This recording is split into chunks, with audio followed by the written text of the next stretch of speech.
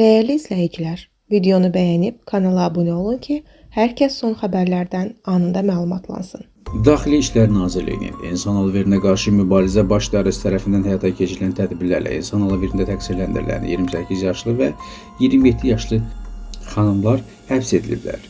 Xəbər verilir ki, xanım ölkə vətəndaşı olan qadınlara cinsi istismara məruz qoymaqla insan alveri cinayəti törətməkdə ittiham olunur. O, həmin qadınları işə düzəltmək adı ilə adlandaraq Türkiyə Respublikasına aparıb.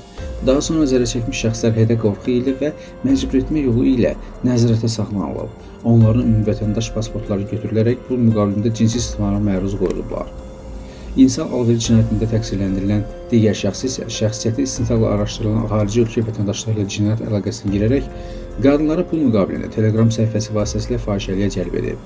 Zərərçəkənlər bu platformadan çıxmaq istədikdə o həmin qadınları barələrində rüsvay edici fotoşəkil və məlumat yaymaqda hədələyərək cinsi istismara məruz qoyub.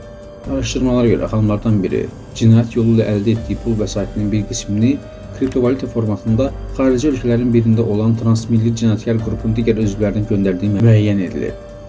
Toplanmış şübhələr əsasında başlanmış cinayət üzrə həmin şəxslər təqsirləndirilən şəxs qismində istintaqa cəlb edilib və barələrində məhkəmənin qərarı ilə 4 ay müddətinə həbs qəti imkan tədbiri seçilib.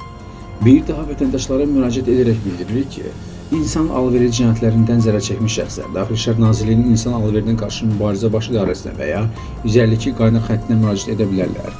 Müraciət edən şəxslərin konfidensiallığı tam təmin olunur.